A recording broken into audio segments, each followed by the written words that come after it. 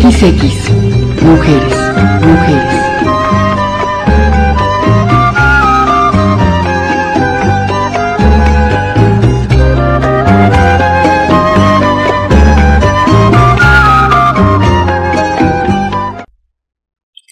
¿Qué tal? Bienvenidos, bienvenidas a una emisión más de XX Mujeres. Maribel Ortega Arreola frente a las cámaras y el micrófono, y en nombre de todo el equipo que hace posible esta emisión, le damos la más cordial bienvenida. Hoy con un cierre, pues prácticamente en esta recta final del 2013, 12, porque no sé por qué sigo insistiendo en el 2013, me estoy anticipando, ya maté yo al 2012 desde la emisión pasada, ¿verdad? Bueno, de este 2012, en donde habría seguramente muchas cosas que pensar, pero nosotros ahora no queremos hacerlo de una manera fatalista, ni apocalíptica, ni gris. Estábamos pensando en la enorme y amplia gama que da el concepto de la palabra red o redes para entretejer relaciones, para entretejer proyectos y sobre todo para favorecer al encuentro de las cosas que cuando se hacen bien pues tienen un impacto social importante. Y para ello me he permitido invitar a nuestra querida Mago Tapia, cariñosamente así, psicoanalista, experta también en constelaciones estelares, pero no vamos a hablar precisamente de psicología ahora, sino más bien cómo, sin quererlo a veces, hacemos redes sociales que a lo mejor una palabra, a lo mejor un apoyo que uno no está del todo consciente que se da, pero se entrega, impacta en otros de alguna manera, ¿no? Y en ese sentido, reconocer todo el potencial y toda esa luz que puede generarse para favorecer a los cambios y reconocerlos, porque finalmente parece también que esto marca la diferencia de lo que bien o mal hacemos en un país como el nuestro, ¿no? Así es que yo te doy la más cordial bienvenida por aceptar la invitación en estos días que mucha gente está pues fuera pensando en vacaciones y haciendo muchas otras cosas también. Muchas gracias, Maribel, con problemas en la garganta, entonces espero que pueda hablar bien. Primero que nada, agradecerte siempre este espacio, porque justamente hablando de redes, nos permite tocar a lo mejor a alguien a quien ni siquiera nunca imaginamos, que seguramente está ahí. Y bueno, y en segundo lugar, nada más aclarar que no soy psicoanalista, yo soy psicoterapeuta humanista, que es la corriente de enfrente. Entonces, aclarar nada más eso. Y bien, pues a mí me parece que el empezar este último programa con algo que no es fatalista ni gris, a mí me alegra el corazón, porque creo que de catástrofes ya tenemos suficiente, y pensar en esto de red a mí me parece genial, en el sentido de que, sobre todo desde la parte de mujeres, que era lo que habíamos platicado, tendríamos que establecer, si no es que ya lo estamos estableciendo, el crear de manera conjunta una red de mujeres en donde dejemos de atacarnos, de lastimarnos, de criticarnos, sino ahora hagamos una red en donde podamos sostenernos, justamente pensando como en una red que se pone debajo de un trapecista que se va a aventar y va a caer en el otro trapecio, pero si algo pasara, si algo estuviera mal, pues está una red abajo que puede sostenerlo y le impedirá pues que se lastime o se mate. Y entonces, pensando en eso, algo con lo que yo he estado trabajando en los procesos individuales que llevo y en los procesos de grupo, es en la creación de redes, en donde cuando alguien está en crisis por alguna razón, tenga por lo menos 10 números telefónicos a los cuales puede llamar. Y vamos a pensar en algo que yo veo en la consulta individual, la gente que se está separando de su pareja. Y entonces algo que a mí me ha dado muy buen resultado con mis pacientes es eso: tenga 10 números a la mano, de tal manera que en el momento de la angustia pueda usted marcar y haya otra mujer u otras mujeres, 10 más, que te puedan decir, todo va a estar bien. Estoy aquí contigo, ¿necesitas que vaya contigo? Sí. ¿Sabes? Tengo muchísimo miedo de pasar la primera noche sola. Bueno, pues 2 amigas tuyas llegan y se quedan contigo. Y te platican y te hacen reír o lloran contigo, y entonces la crisis se va a terminar un día, porque se va a terminar. Pero es mucho menos duro pasarla con alguien que te acompaña, que puede ser una hermana, una amiga, la mamá, la vecina de enfrente, alguien que te ayude a pasar la crisis. Y entonces pienso, ¿qué más podría pasar si nos uniéramos las mujeres y dejáramos de criticarnos? Y dejáramos de ponernos el dedo encima y de echarnos al ruedo, pues, ¿no? De señalarnos. A lo mejor un poco como hacen los hombres, ¿no? En asuntos no tan deseados, ¿no? Por ejemplo, como una infidelidad, ellos se cubren y nosotras no. Nosotras destapamos y señalamos sin entender qué pasa en aquella mujer que está haciendo lo que sea que esté haciendo. Y vendría, insisto, muy bien esta parte de sostenernos en las crisis y en las buenas, ¿no? En las malas y en las buenas. Y probablemente esto haría que pudiéramos formar, que esa es mi hipótesis ahora, una madre colectiva, que también creo que hace muchísima falta, y es algo que en los grupos en donde yo trabajo he estado creando y ha dado buen resultado. El decir, todas las mujeres que estamos ahí, es estoy contigo. Y solamente con esas palabras, cuando alguien habla y las demás al final del grupo decimos, estoy contigo, quiero que lo sepas, estoy contigo. Y no te juzgo, no te critico, simplemente estoy. Y mi idea es que entonces, a través de estos grupos, el poder saber que tenemos otras mujeres alrededor, entonces nos va a crear en la cabeza una madre colectiva. Porque probablemente empezó el asunto desde ahí, desde tener una mamá negligente que no por mala leche, sino porque no sabía cómo hacerlo, o porque somos producto de una cultura donde hemos hecho esto una vez y otra, y seguimos haciéndolo. Entonces, si empezamos a cambiar, probablemente tengamos una mejor contención para nuestras hijas. Me hiciste llevar todas esas palabras que estoy diciendo a una imagen que inclusive en terapia se tiene en ocasiones, cuando te piden que te lances hacia atrás, ¿no? Y tú esperarías que hubiese alguien que extendiera sus brazos al momento en que tú te lanzas para salvarte, es decir, para no dejarte caer. Pero esto no es fácil, porque implica también tener confianza en el otro y reconocerse en el otro. Sí, pero vuelvo otra vez a la red. Ese ejercicio yo lo hago mucho en grupo. Y entonces ese ejercicio me sirve, por ejemplo, para hacer cohesión a los grupos en donde yo trabajo. Y de repente, cuando alguien se echa hacia atrás y siente que no hay sostén, porque no tiene confianza, pone su propio pie en una base de sustentación amplia y se mueve despacito para no caer. Y entonces lo que yo pido es que el grupo se haga más chiquito, que casi estén así a unos 10 centímetros de la persona, y entonces la persona empieza despacito a echarse hacia atrás, y el grupo empieza a abrir un poco, de tal manera que llegue a un momento en donde quien está en el centro se pueda echar hacia atrás con la confianza. Y entonces sí, podríamos decir, eso claro depende de la persona y de la confianza que tenga, sí, y porque está desconfiada, o porque alguna vez se echó para atrás y la dejaron caer. Y entonces esto viene desde el grupo primario, seguro.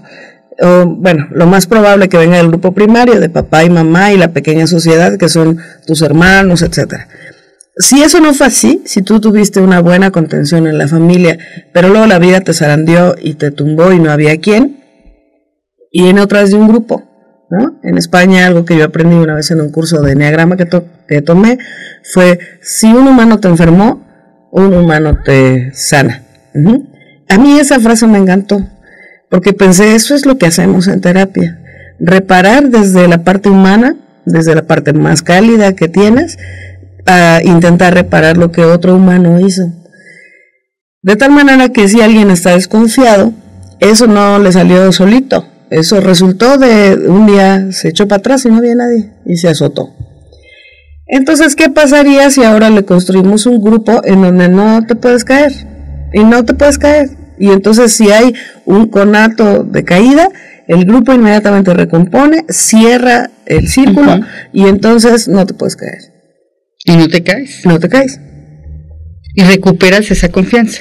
Pues poco a poco yo creo que sí, ¿no? Seguramente, digo yo, esto lo he visto como aprietan los brazos y con muchísimo miedo, y hasta que finalmente se pueden soltar y se dejan.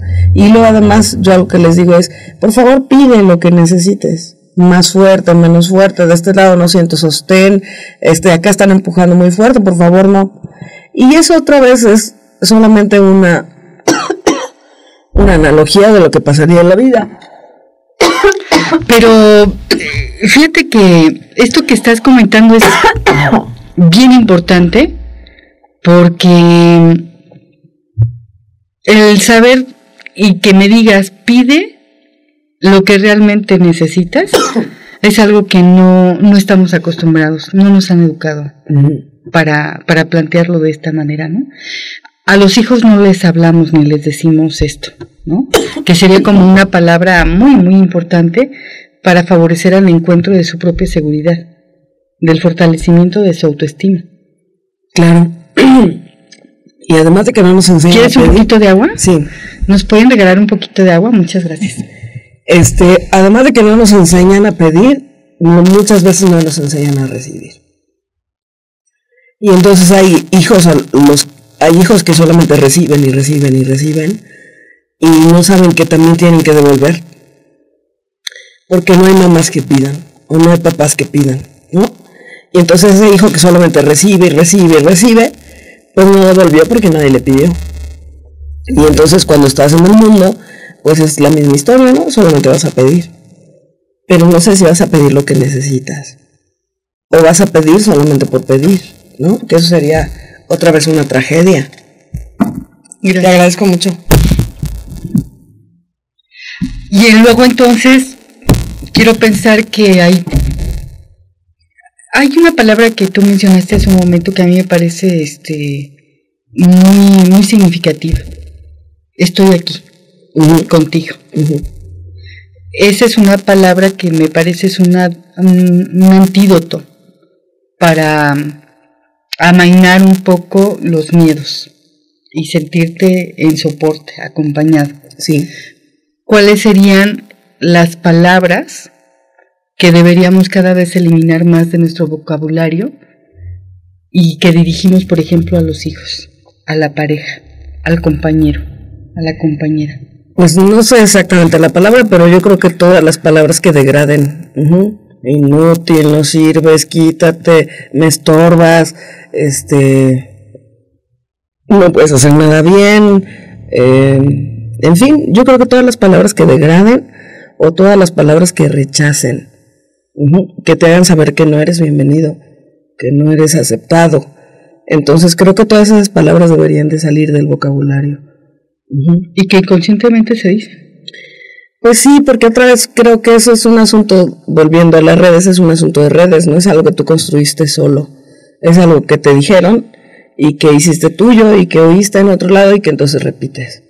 Y hace falta entonces, como dice Fonagy, pues tener reflexión. Fonagy habla sobre el establecimiento de los vínculos entre las madres y los padres y sus hijos, y entonces dice que el vínculo no se repite igual, lo que se postuló algún tiempo, ¿no? Que si alguien tenía un vínculo inseguro, ahora tendría que tener hijos con vínculos inseguros. Y Fonagy dice, no es cierto eso. Alguien que tenga un problema de vinculación con mamá o papá puede tener hijos con una vinculación segura. El asunto nada más es que tenga capacidad reflexiva. Y cuando tenga la capacidad reflexiva, entonces se obligue a detener lo que no funciona.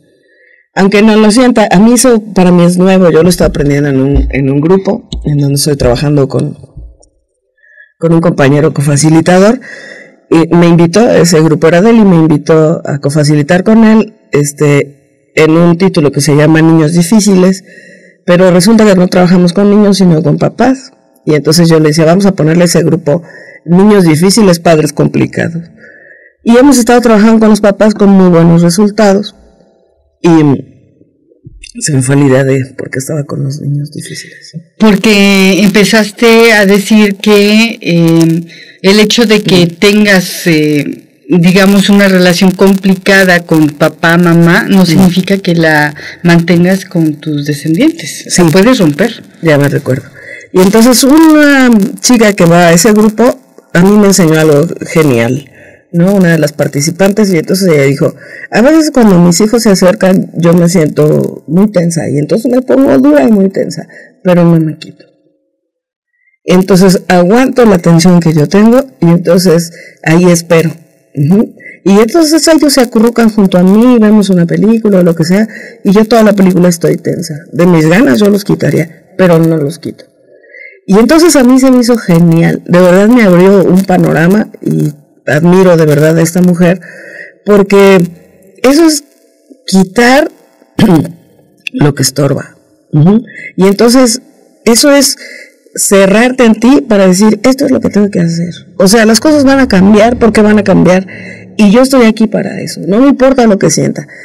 Y cuando la gente, yo pensando en la psicología, generalmente te dicen, es algo que tiene que nacer, es algo que tiene que salir de dentro de ti. Y entonces a la razón le damos luego poco peso. Tiene que ser el sentimiento. Pero la razón es útil, y entonces la razón en este caso le dice, no te quites. Aguanta. Que ellos no sepan qué te está pasando. Y entonces sosténlos, porque ellos van a poder sostener a los suyos. Y entonces a mí eso se me hace genial. De verdad se me hace una mujer admirable. Y me pone además en esta gana de pensar, esto es algo que tenemos que practicar. Porque además, igual que cualquier habilidad, pues vamos a lograr algo después de habilitarlo mucho tiempo. Y si durante mucho tiempo tú enseñas a controlar o a domar ese sentimiento de quítense de aquí, seguramente un día se va a quitar.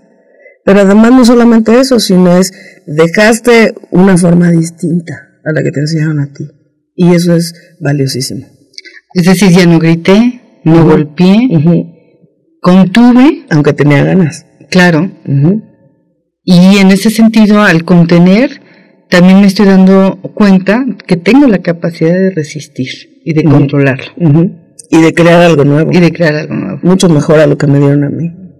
Ahora, fíjate que en esta parte de los conceptos de las redes, que yo creo que me lleva a un poco a lo que estás diciendo, cuando tú ves una red de pesca, por ejemplo, o una red de esas de cabello, ¿no? Que te contiene, hay un punto en donde inicia la red y el otro extremo en donde termina, y todo digamos, entre hilos que se entreteje o entramado, hay un punto en el que este extremo con este otro a lo mejor no se ven, no se alcanzan a ver, pero hay una conexión que los lleva, ¿no? En cada uno de los hilos que están ahí entretejidos. Y me parece que cuando de repente hacemos un comentario, una entrevista, tenemos contacto con alguien, la palabra que uno emite no solamente está tocando al que se lo estamos diciendo, sino va de rebote también seguramente a otros. Y ese se encargará, seguramente si tocó, de compartirlo. Y es una forma de tocarnos socialmente, y si estamos dando una palabra de aliento, una palabra de fortaleza, inclusive somos ejemplo de esta actitud que tú aprecias, me dices, bueno, pues a mí me dejó mucho. El simple hecho de haberlo visto, de que lo haya compartido. Y entonces ahorita nos lo compartes. Y yo esperaría que quienes estén escuchando y viendo este espacio también lo puedan compartir con otros. Ojalá así sea. Yo esperaría eso, ¿no? Entonces, vuelve a mí la idea de la esperanza. De que finalmente, ante cada acción y cada palabra que emitas cada día, ¿sí? Hay una esperanza para el cambio. Si hay inclusive este ánimo de cambiar las cosas. A veces no tan voluntariamente, a veces sí. Sin embargo, ¿qué otra palabra como la de yo estoy contigo o estoy aquí, y esta sugerencia de tener 10 teléfonos cuando uno se encuentra en crisis para tocar una puerta y decir, oye, ¿me ayudas? ¿Me ayudas? ¿No?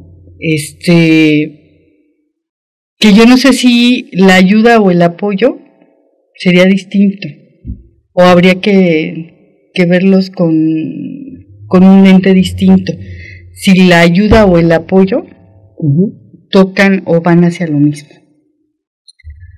Ay, Maribel, no hacemos berenjenales mentales, pero no sé si la ayuda y el apoyo sería lo mismo. Lo que sí sé es que el apoyo seguramente es una ayuda, porque en esta palabra de aquí estoy, hace ratito que tú decías de que a lo mejor también esto venía de cuando éramos niños, pienso en el miedo, más bien tú decías sobre el miedo, y entonces pienso, ¿qué pasaba cuando alguna vez tuvimos miedo, pequeños? Y entonces solamente alguien vino y nos dio la mano para bajar un escalón, para pasar una zona oscura, para lo que tú quieras, alguien vino y nos dio una mano para levantarte cuando te caíste, y entonces te dijo, sin decírtelo, te dijo, aquí estoy. Y pienso que entonces eso ayuda, ¿no? Porque al final de cuentas, pues entonces el chiquito pudo subir o bajar escaleras, pudo entrar en un cuarto oscuro sin miedo. Alguna vez que te vacunaron, yo pienso, ¿no? Cuando te llevaron a vacunar y te daba miedo la jeringa, y la mamá o el papá estaba ahí, o una enfermera, y te daba la mano y te decía, aquí estoy, y con eso era suficiente. Y te decía, no pasa nada. No pasa nada, y bueno, tú sabías que sí iba a pasar, pero es menos duro, ¿no? También yo pienso en el asunto de las muertes, cuando alguien se muere y está otra persona con ella y le toma la mano, pues seguramente deberá ser menos duro a morirte solo en un cuarto hospital. Entonces aquí estoy, pues lleva todo eso. ¿Qué otra palabra? Pues no lo sé. Tendría que pensar acerca de una palabra más que nos ayude. A lo mejor esto de que siempre te dicen tú puedes, y sin embargo cuando te digo eso, estoy pensando justamente en que la psicología moderna, sobre todo la de corte popular, te lleva mucho al autosostén. Tú puedes, es por ti, hazlo por ti, el potencial está dentro de ti, y entonces no sé si eso es un error. Yo me he quedado pensando en que están dando demasiado peso al autosustento, y sí es verdad que uno puede, pero ¿y entonces para qué somos dos? ¿Para qué estamos en gremio? ¿No? Si los humanos podíamos vivir solos, ¿como para qué vivimos en ciudades o en edificios o en casas? A mí me llama mucho la atención. Y siempre regreso a un autor que a mí me gusta muchísimo, que es Paul Watzlawick. Y Watzlawick dice que el otro te confirma, ¿no? Habla de esta metalenguaje donde te dice que el self es confirmado desde la mirada del otro, desde la palabra del otro, y entonces te dice existes. Me recuerdo ahorita de una canción de Ana Belén, o que canta Ana Belén, que dice, sé que existo si me nombras tú. Y entonces pienso que así es. Un bebé puede vivir, y esto es real, porque lo miran, porque lo acarician, porque alguien más lo atiende. Si no fuera así, se muere. Si nadie lo alimenta, si nadie lo protege, si nadie lo cubre, el niño se muere. Y entonces, y va más allá de las necesidades básicas, necesita aliarse, vincularse amorosamente con un cuidador para poder sobrevivir, si no se muere. Y entonces pienso, ¿y en el estado adulto no es lo mismo? Yo creo que sí. Si bien tenemos capacidad de autosuficiencia, seguimos teniendo la necesidad de ser escuchados. Tenemos la necesidad de ser vistos. Y creo que también hay la otra parte.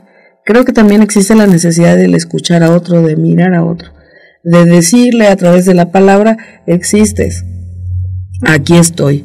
Y a lo mejor esto de no pasa nada, que nadie se lo cree, podría cambiarse con el aquí estoy contigo y pase lo que pase, estaré de tu mano. Vendrá un tiempo difícil, pero aquí estaré. Y que lo lamentable sería, en todo caso, frente a este escenario, el dejar de ver o no querer ver a los demás. Yo creo. Y ni siquiera hablar, tampoco. Porque la ley del hielo mata. Sí, yo creo. Te fulmina, o sea, hay cuántas familias no conocemos que los hermanos se pelean y no se hablan por años, ¿no? Ajá. O el hijo no le habla al papá, y entonces son relaciones muertas, que están vivas, pero haciéndose un daño terrible, porque el dejar de verte es dejar de reconocerte. Es como si no existieras. No existes. Y entonces es como si te negaran el acceso a la vida, la pertenencia a la familia. Y entonces, pues sí, claro que eso es muy, muy doloroso. Jirina Prekop, que es la fundadora de la Escuela de Vinculación, de la terapia de vinculación, ella dice que a los niños no hay que retirarlos nunca. Que los primitivos, cuando un niño hacía algo, lo regañaban, pero lo traían cargado en el rebozo, ¿no? La mamá lo echaba acá atrás y lo amarraba, y entonces le decía, no hagas, no me muerdas, no empujas, o lo traía aquí, pero no lo retiraba. Y en las sociedades occidentales aprendimos ahora que le damos 5 minutos y lo dejamos en una esquina, o lo metemos a la habitación y le cerramos, o cuando somos adultos, ¿no? No me hables, quítate de mi vista, no me hables, durante mucho tiempo no te voy a ver. Y eso es muy doloroso, porque en el alma del niño, aunque tenga 60 años u 80, sigues teniendo un alma de niño. Se vuelve a recrudecer la angustia de separación, me vas a dejar de amar y me vas a matar. No voy a existir más, y entonces entra la angustia, es una angustia muy grande. Y aunque tenemos recursos y podemos decir, bueno, no me importa si me hablas o no me hablas, pues sí te importa, la verdad es que sí te importa, a lo mejor hasta que termina de importarte. Y si tú eres un chico que vive en una familia, pues a lo mejor termina de importarte cuando te marchas. Y cuando te digo esto pienso, ¿y sí? Y lo quiero dejar por ahí pendiente. De verdad, alguien que es importante para ti, llega un momento en donde termina de importarte que no te mire, no lo sé. Me parece que deja una huella. ¿Que te va a impedir vivir? No, pero te deja una huella de dolor. Y entonces, pues, yo hago una invitación otra vez a todos los padres, madres, hermanas, hermanos, batallemos con nuestra propia batalla interna. Y entonces luchemos con esto. Sí tengo ganas de no verte, sí tengo ganas de decirte, vete de mi vista, no te quiero volver a ver. Pero a lo mejor pongamos un tiempo y pongamos, no te quiero ver ahorita porque estoy muy enojada, no es lo adecuado, pero no quiero. Eso no quiere decir que te dejé de amar, es simplemente que no quiero en este momento. Y dame chance de entrar en mutismo, ya regresaré. A lo mejor eso cambia algo, no lo sé. Hubo alguien que me comentaba lo que sucede en alguna parte del mundo, que no recuerdo si era África o la India, en donde una mujer, cuando se sabe embarazada y está próxima a tener a su bebé, se va por un momento a la montaña y se acostumbra que a ese bebé que viene en camino hay que hacerle una canción, ¿no? Y entonces ella en este momento de reflexión entre su hija y ella hace la canción, y entonces baja, sale de la montaña, se une a la comunidad y le comparte a la comunidad la canción de su bebé. Y entonces la comunidad se aprende esa canción, y cuando nace el bebé se la canta.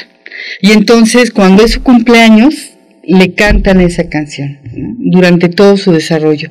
Cuando ese sujeto particularmente llega a cometer, por ejemplo, un delito, la comunidad lo que hace es rodearlo y le vuelve a cantar la canción para recordarle quién es, que tiene un origen, ¿no? Y que entonces aquella acción negativa que realizó seguramente no es él, porque él tiene una esencia. Y entonces decía yo, qué increíble forma de conectarse, de sentir este apoyo de la comunidad, y no así de la discriminación, del señalamiento, ¿no? En donde si alguien comete un delito, en este país, por ejemplo, pues obviamente ya tiene la etiqueta, está aislado y está obviamente con un señalamiento social que le hace olvidar o querer olvidar su propio origen, ¿no? Y no hay nadie que le cante, no hay nadie que le diga, estamos aquí, ¿no? Realmente reconociéndote. Y esta es tu esencia. Y esa es tu esencia. Lo otro no lo es, seguramente, ¿no? Esta sí es tu esencia. Y entonces, en este sentido de querer un poco rescatar lo que nos deja este 2012, yo te diría, a unos cuantos días de que inicie el 2013, ¿con qué sí te quedarías del 2012? ¿Hay algo? Y un poco la pregunta sería también para quien nos está escuchando, o sea, si hubiese algo del 2012 de lo que hayas vivido, ¿con qué sí te quedas? ¿De manera personal? ¿De manera personal y profesional? Bien, de manera personal yo me quedo con buenas decisiones, ¿no? Pensando, por ejemplo, en mi hija, que decidió no estudiar este año, y que para mi esposo, para mí fue difícil pensar que no quería estudiar. Sin embargo, ha aprendido un montón de cosas, pero un montón de cosas. Y yo este año termino sin contracturas en la espalda. Yo me preguntaba, porque de repente, yo decía, al final del semestre se me junta un montón de cosas y la tensión la llevaba a la espalda. Aunque había trabajado en terapia N número de veces y había hecho un montón de cosas, pues resulta que esta vez no. Y entonces yo me quedé pensando, ¿por qué esta vez no? Y entonces, porque ella está asistiéndome. Y entonces ella se hace cargo de todas las cosas que yo no alcanzo. Ir al banco, recoger alguna cosa, llevar fotocopias, hacerme paquetes de fotocopias para mis cursos, en fin. Y entonces esta vez termino sin contractura en la espalda. Y alguien que me escucha va a decir, bueno, ¿eso qué? Para mí eso es muy valioso porque entonces encuentro que puedo mirarla en toda su magnitud, en sus capacidades. Confié en ella, confié en que la decisión que ella estaba haciendo era la adecuada, y entonces de rebote me vino una ganancia a mí que yo no esperaba, que era esto: se me bajó la cantidad de trabajo, de cosas que ella podía hacer y que a mí me quitan tiempo, y que me quitan tiempo de hacer otras cosas que yo necesito. Y entonces esta vez no, esta vez termino sin contracturas musculares, termino contenta el 2012, termino en armonía con ella, y eso para mí es muy valioso. Y si lo amplío, entonces pienso en todo lo que aprendí como terapeuta, y entonces tendría que citar otra vez a esta chica que te digo, que me enseña que la batalla está dentro y que se puede lidiar, y que no necesitas esperar a que algo cambie adentro para que algo cambie afuera. Si tú tienes el propósito que cambie, lo haces. Y entonces siempre me acuerdo de Alejandro Jodorowsky, que él dice que alguna vez chiquito vio como un burro estaba tirado y no se levantaba y no se levantaba, y entonces un campesino le dice al dueño del burro, trae otro burro, siéntalo ahí y deja que el otro burro se pare y este se va a parar. Y entonces dije, y sí, traen un burro sano, lo acuestan con el burro sano se cansa, se para, y entonces el enfermo se para. Y entonces es como si hubiera una sincronía, algo que hace bien a uno, hace bien al otro. Y con eso me quedo en este 2012, entendiendo que cuando alguien está caminando, contagia al otro. Cuando alguien tiene consideración, tiene sostén, tiene ganas de que el mundo mejore, seguramente el otro así lo hará. Y entonces eso es justo con lo que yo me quedo este año, con saber que si tú haces algo bien, eso, otra vez volviendo a lo que decíamos de las redes, tocará a alguien más, y ese alguien más hará algo bueno que tocará a alguien más, y ese tocará a alguien más, y nos enseñaremos a hablar distinto, a comportar distinto. Y yo siempre insisto, esa es la revolución, empezar por uno en la batalla interna de lograr vencer una cosa tuya, solamente una, que haga bien a los otros. Con eso me quedo.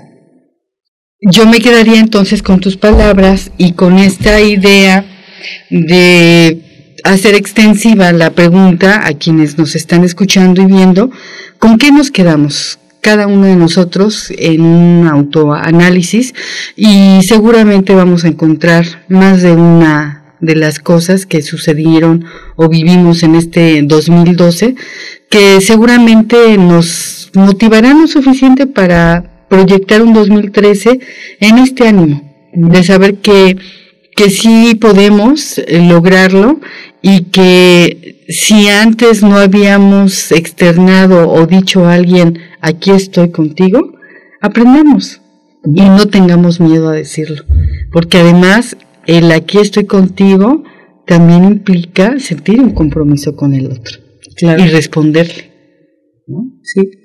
Así es que pues agradezco mucho. Tenemos un pendiente tuyo. Espero que para el 2013 lo podamos realmente echar a andar, este proyecto para abordar temas y sobre todo seguir tejiendo redes, experimentando en esta parte que yo creo que cada día se hace más necesario. Tú luego me pides que termine el programa con una frase y hoy sí tengo una. Ah, ¿en serio? Yo hoy no te lo iba a pedir, fíjate, nada más. Hoy sí tengo una. Y entonces la frase con la que quisiera terminar hoy es: tú puedes porque yo estoy contigo. Con eso. Con eso me quedo. Maribel Ortega Arreola te dice: hasta pronto, hasta siempre. Pásala bien donde quiera que te encuentres, en cualquier momento, en cualquier tiempo. El 2013, espero, y desearía también que esperara por ti. Hasta pronto. XX, mujeres.